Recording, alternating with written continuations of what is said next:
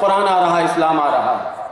وحدت نظریہ کے اعتبار سے قرآن اور اسلام یہ قانون بناتا ہے کہ کیسے سارے دنیا کے انسانوں کو یکجا کیا جائے، ساری دنیا کے انسان یکجا ہو جائیں۔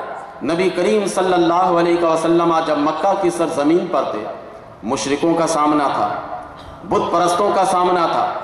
جب وہاں سے ہجرت کر کے مدینہ طیبہ تشریف لائے تو وہاں پر اہل کتاب سے سامنا بھی پڑا، یہود و نصارہ سے بھی سامنا کرنا پڑا، اور وہ سخت انداز میں نبی کریم علیہ السلام کی مخالفت کر رہے تھے۔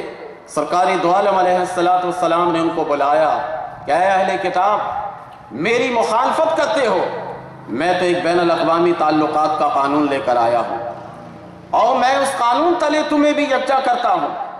تم میرے دین میں اگر نہیں آتے تو نہ آؤ، میرے مذہب کی صداقت کو اگر ابھی تم نہیں مانتے تو نہ مانو، لیکن میں تمہیں یکجا کرنا چاہتا ہوں۔ وہ سارے حیران ہو گئے کہ کیسے یکجا کیا جائے گا۔ سرکار دو عالم علیہ السلام نے فرمایا کہ میں تمہیں یکجا اس اعتبار سے کرنا چاہتا ہوں کہ تمہارا جو دین ہے وہ رہے اپنی جگہ پر، یہ تو بتا دو کہ تمہارے دین میں یہ ہے یا نہیں کہ اللہ کے سوا کسی کی عبادت نہیں کی جائے گی؟ کہا ہاں یہ تو ہے کہ اللہ کے سوا کسی کی عبادت کرنی جائز نہیں ہے۔ کہا میں اس پر تمہیں جمع کرنا چاہتا ہوں، اس نظریے پر تمہیں جمع کرنا چاہتا ہوں۔ میرا نظریہ، مسلمانوں کا نظریہ بھی یہی ہے۔ اے اہل کتاب، عیسائی اور یہودیوں سے کہا گیا کہ تمہارا نظریہ بھی یہی ہے۔ قرآن کریم نے اس فلسفے کو بتایا، قل یا اہل الکتاب تعالوا الی کلمۃ سواء بیننا وبینکم الا نعبد الا اللہ ولا نشرک بہ شیئا، کہ قرآن کریم کہتا ہے کہ سرکار دو عالم علیہ السلام صلی اللہ نے فرمایا کہ اے محبوب، اب ان تمام کو یکجا کرنے کے لیے آپ ان کو بلائیے ایسے کلمہ کے درمیان، سواء بیننا وبینکم، جو تمہارے درمیان اور ہمارے درمیان برابر ہے، اور وہ کلمہ یہ ہے کہ اللہ نعبد الا اللہ، کہ ہم اللہ کے سوا کسی کی عبادت نہیں کریں۔ اس بات پر آؤ اتفاق کرتے ہیں، آؤ اس بات پر جمع ہو جاتے ہیں، اور جمع ہو کر دنیا میں امن قائم کرتے ہیں کہ ایک خدا کی عبادت تم بھی کرنا چاہتے ہو، اللہ کے سوا کسی اور کی عبادت نہیں کرنا چاہتے، ہم بھی اللہ کے سوا کسی اور کی عبادت نہیں کرنا چاہتے۔ تو دیکھیے، بین الاقوامی طور پر یہ قانون بنانے کے لیے یہ ضروری ہے کہ ہر مذہب والوں سے کچھ نہ کچھ ایک ایسی بات لی جائے جو ہمارے اسلام میں ہو، اور ہمارے اسلام کی کوئی بات اس کے اندر ہو، ملا کر دونوں جمع کیا جائے اور اس ٹاپک پر دونوں کو مجتمع کر دیا جائے۔ کیا ہو، تم اگر کلیسا میں عبادت کرتے ہو تو تمہارا نظریہ بھی یہی ہونا چاہیے کہ اللہ کے سوا کسی کی عبادت اور بندگی جائز نہیں ہے، تم بھی کرو اور ہم بھی یہی کرتے ہیں۔ نبی کریم علیہ السلام نے بین الاقوامی تعلقات کے لیے یہ قانون بنایا، قرآن میں محفوظ ہے۔ یہ دوسری بات بتا دیں کہ دیکھو، تم بھی یہ قائل ہو کہ کسی کو اللہ کے ساتھ شریک نہیں ٹھہرانا، اللہ کے ساتھ شرک نہیں کرنا ہے، تم بھی اس بات کے قائل ہو، ہم بھی اس بات کے قائل ہیں۔ آؤ اس ٹاپک پر جمع ہو جاتے ہیں، اس عنوان پر جمع ہو جاتے ہیں کہ اللہ کے سوا کسی کی عبادت نہیں کریں گے، اللہ کے ساتھ کسی کو شریک نہیں ٹھہرائیں گے۔ آؤ اس پر جمع ہو جاتے ہیں۔ تو بین الاقوامی تعلقات کے لیے اسلام نے دوسرا قاعدہ اور فارمولہ ہمیں یہ دیا ہے کہ ہم وحدت نظریہ کا احترام کریں، وحدت نظریہ کے اعتبار سے جمع ہو جائیں۔ میں یہاں پر چلتے چلاتے ضمناً عنوان سے میں ہٹوں گا نہیں، اگرچہ وقت مجھے زیادہ دینا پڑے میں دوں گا، لیکن بیچ بیچ میں کچھ باتیں آپ کو سمجھاتا بھی جاؤں۔ وحدت نظریہ کے اعتبار سے کہا گیا کہ اللہ نعبد الا اللہ ولا نشرک باللہ شیئا، اللہ کے ساتھ کسی کو شریک نہیں ٹھہرائیں گے۔ یہ بھی تمہارا نظریہ، ہمارا بھی نظریہ ہے۔ آج بدقسمتی یہ ہے کہ امت کے افتراق کے لیے، امت کے تشتت کے لیے، امت کو منتشر کرنے کے لیے، امت کے ملی شیرازہ بکھارنے کے لیے شرک کا فتویٰ عام کر کیا جا رہا ہے۔ حالانکہ مسلمان سب سے پہلا دعوے دار ہے کہ تم بھی اے اہل کتاب یہ چاہتے ہو کہ اللہ کے ساتھ کسی کو شریک نہ ٹھہرایا جائے۔ ہم مسلمان بھی یہی چاہتے ہیں کہ اللہ کے ساتھ کسی کو شریک نہ ٹھہرایا جائے۔ اس بنیاد پر امت کا ملی شیرازہ بنا تھا، اس بنیاد پر لوگوں کو ایک کیا گیا تھا۔ آج یہ شرک کے فتوے نے لوگوں کو بانٹ دیا، ذرا ذرا سی بات پر شرک کے فتوے لگنے لگے، بدعت کے فتوے لگنے لگے، फिर उम्मत में इफ्तिराक पैदा होने लगा, उम्मत में इंतशार पैदा होने लगा। हालांकि बुखारी शरीफ में एक दो दफ़ा नहीं कई मर्तबा मौजूद है ये हदीस शरीफ कि मेरे आका सल्लल्लाहु अलैहि वसल्लम ने इरशाद फरमाया कि ऐ लोगों, मैं तुमको इस कदर तालीम देकर समझा कर जा रहा हूँ कि मैं अब तुम्हारे बारे में खौफज़दा नहीं हो कि तुम लोग शिर्क में मुब्तला होगे। अलबत्ता मैं तुम्हारे बारे में एक मसले पर खौफज़दा हूँ कि तुम लोग दुनियादारी में पड़ जाओगे, दुनिया के लक्को दक में पड़ जाओगे, दुनिया के चमक दमक में फंस जाओगे, दुनिया के मालो मनाल में पड़ जाओगे, ऐशो इशरत में तुम पड़ जाओगे। मुझे इसका खतरा है, शिर्क का खतरा नहीं है। इस पर तो कुछ कहा ही नहीं जाता, शिर्क ही पे कहा जा रहा है। मेरे नबी सल्लल्लाहु अलैहि वसल्लम ने बड़े इत्मीनान से इस उम्मत पर अपने एतमाद का इजहार किया है कि ये उम्मत अब शिर्क में मुब्तला नहीं होगी। और आज इस उम्मत पे सबसे ज़्यादा फतवे जो लगते हैं वो शिर्क का ही फतवा लगता है। और गज़ब ये है कि शिर्क का फतवा भी लगता है और साथ ही साथ ऐसे शिर्क के फतवा लगने वाले के पीछे नमाज भी पढ़ते। ये इंतशार है ना उम्मत में। अगर आपको ये मालूम हो कि अक्सा मस्जिद वाले माज़अल्लाह सुम्मा माज़अल्लाह शिर्क करते हैं तो फिर अक्सा मस्जिद वाले के पीछे नमाज कैसे होगी। कहते हैं कि सऊदी अरब में उनके हालात को देखो, उनके अतवार को देखो, वो लोग कहते हैं ये इस काम जो करते हो ये शिर्क है। अगर वो भी अपने बात में अटल है तो हमें हज का वीज़ा क्यों देते हैं? मुशरिकों को हज करने के लिए देना चाहिए भाई। या अय्युहल्लज़ीना आमनू इन्नमल मुशरिकूना नजसुन फला यक़रबुल मस्जिदल हराम बाद आमिम हाज़ा। क्या कुरान में नहीं है ये?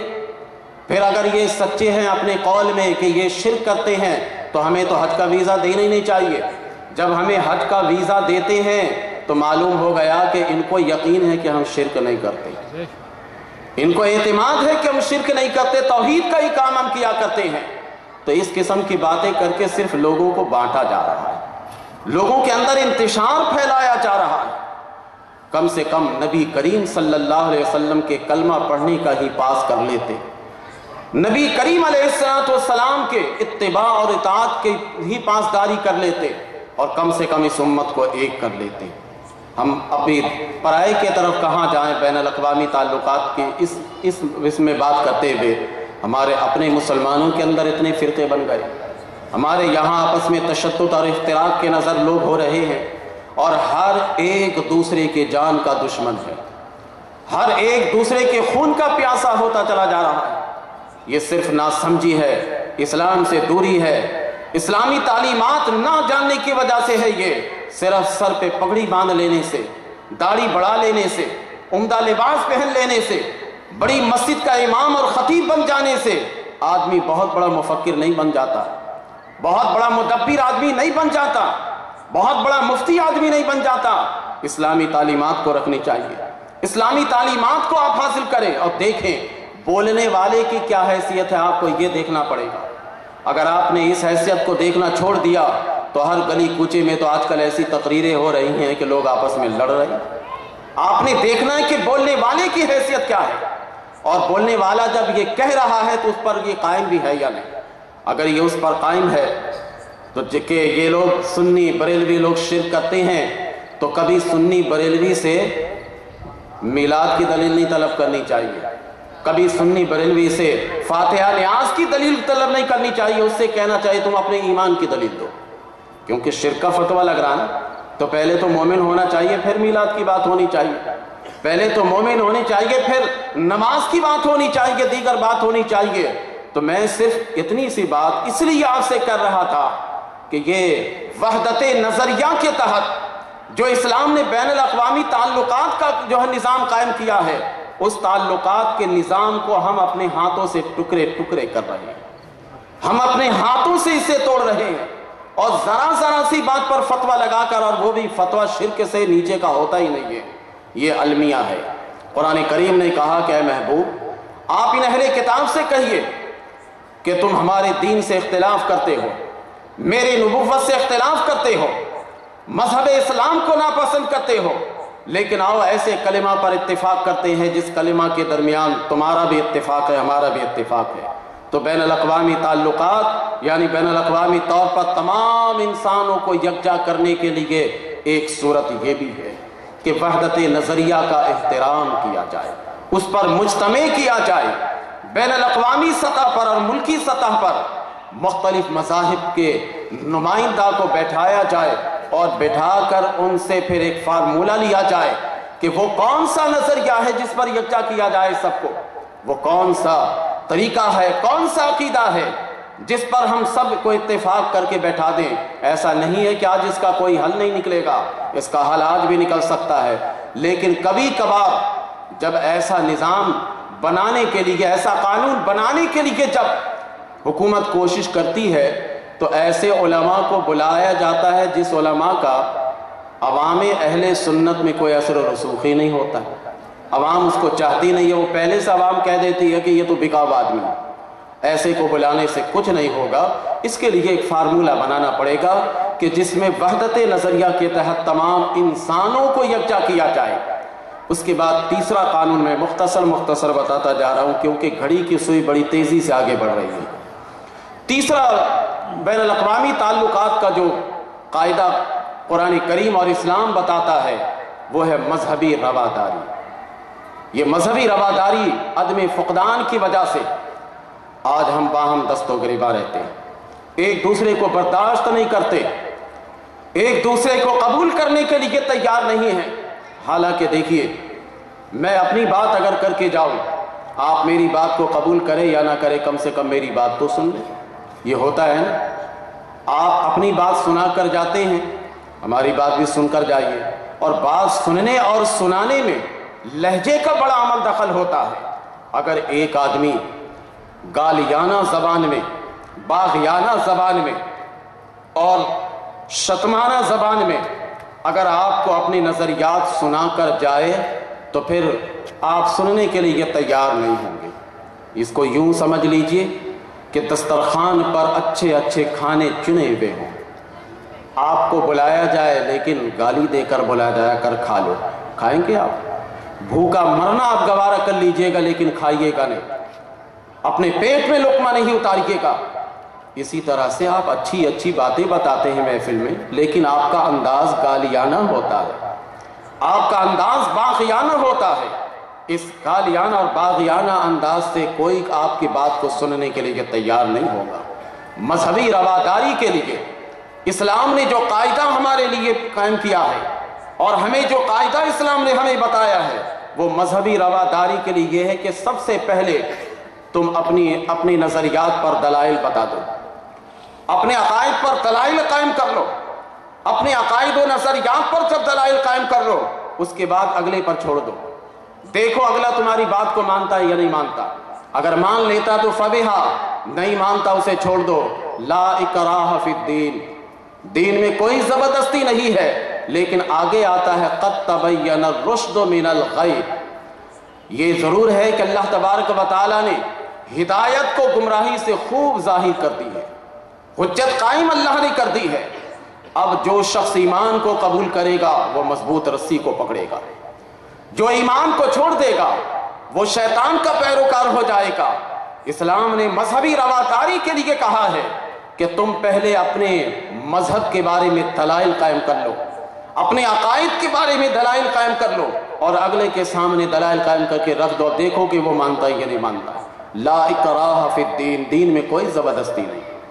اصل اعتبار سے یہ مذہبی رواداری ہی کے لیے یہ آیت کریمہ ہے، لیکن ہماری بدقسمتی یہ کہ ایک بے نمازی کو جب کہا جاتا ہے کہ نماز پڑھو تو کہتا ہے یار یہ لوگ ضد کیوں کرتے، قرآن نے تو کہا لا اکراہ فی الدین، دین میں کوئی زبردستی نہیں ہے۔ ایک ایسا شخص جو رمضان میں کھلے عام کھا رہا ہے، لوگ دیکھتے ہیں، دیکھ کر کہتے ہیں کہ اس طرح سے رمضان کی بے حرمتی نہ کرو، روزے رکھا کہ کرو، تم اچھے والے انسان ہو، روزے کیوں نہ رکھتے؟ وہ کہتا بھائی میں رکھوں یا نہ رکھوں آپ کو اس سے کیا سروکار، قرآن میں تو آ گیا ہے لا اکراہ فی الدین، یہ اسے ہتھیار کے طور پر استعمال کرتے ہیں۔ بلکہ میں تو اخبارات وغیرہ پڑھ کے بہت حیران رہتا ہوں کہ اچھے بڑے پڑھے لکھے لوگ جو اپنے آپ کو مفکر کہتے ہیں، جو اپنے آپ کو مدبر کہتے ہیں، وہ بھی اس پر قدم لگاتے ہیں، کہتے ہیں کہ بھائی دیکھو دین میں زبردستی نہیں ہے، یہ مولانا لوگ زبردست